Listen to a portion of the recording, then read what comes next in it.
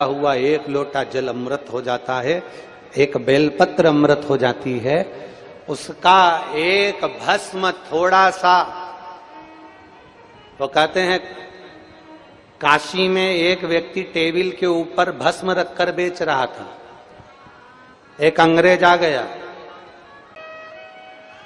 इनके बेटे की बेटी है जो घर पर है, अभी उसको लेकर नहीं आई है, और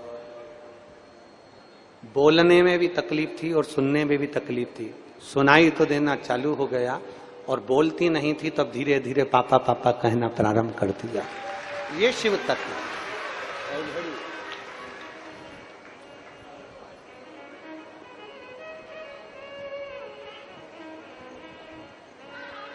काशी में एक व्यक्ति टेबल के ऊपर रखकर भस्म बेच रहा था, भभूति भस्म बेच रहा है।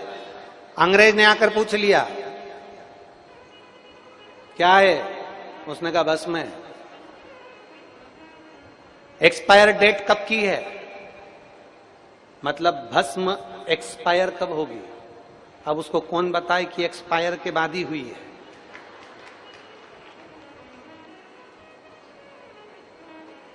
इसकी एक्सपायरी डेट कौन सी है?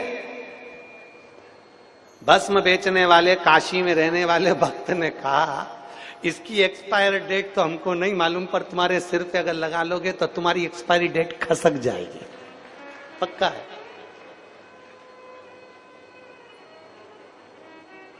ये हमको तो नहीं मालूम कि इसकी एक्सपायरी कब होगी, पर जो लगा ले।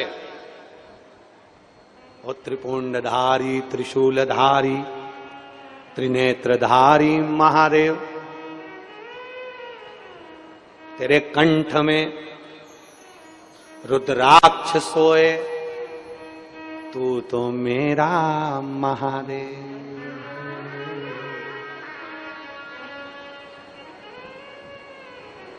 और भोले भंडारी रे दूर करो दुख, हरे त्रिपुरारी रे दूर करो। भस्म की एक्सपायरी कब की है वो नहीं मालूम, पर भस्म जिसके सिर पर लग जाए, त्रिपुंड जिसके सिर पर लग जाए, जिसके आज वो अभी यहां लकड़ी रखी थी, कहां चली गई? अभी हमारी वो दीदी रितंबरा जी के आश्रम से बहन आई थी, तो वो 2 लकड़ी का टुकड़ा लाई। अब उन्होंने कहा गुरुजी ये आप जो बोलते हो ना बेलपत्री की लकड़ी का चंदन भगवान शिव को प्रिय है, हम वही लेकर आए हैं, इसको घिसकर, ये बेलपत्री की लकड़ी का चंदन है, घिसो और शिव को समर्पित। हम वो चंदन लेकर आए। वो साध्वी दीदी, मैं साधुता देता हूं, बहुत बहुत साधु।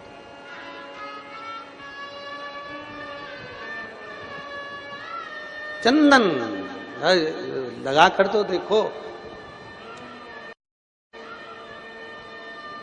शिव को समर्पित तो करके देखो। जो 1 लोटा जल कभी महादेव को नहीं चढ़ाया ना, वो महादेव की निंदा कर सकता है।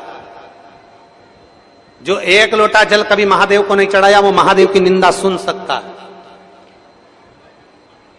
पर जो महादेव को 1 लोटा जल चढ़ाता है, वो महादेव की अविरल भक्ति में डूबा रहता है, उसे निंदा से मतलब नहीं है। अभी ये कथा पूरी हो जाएगी 15 तारीख को।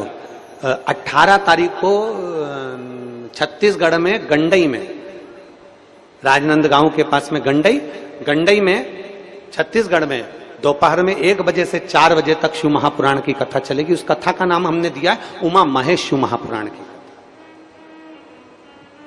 उस कथा को आप सुनना कि भगवान महेश, भगवान शंकर अपनी अविरल भक्ति को उमा जी को क्या क्या ज्ञान उपदेश देते हैं। माता उमा को कहते हैं कि एक नारी का सातित्व अगर उसको रखना है, एक नारी की जिंदगी में उसको सारी उलझनों से मुक्त होना है, तो भगवान महेश माता उमा को ज्ञान उपदेश देते हैं।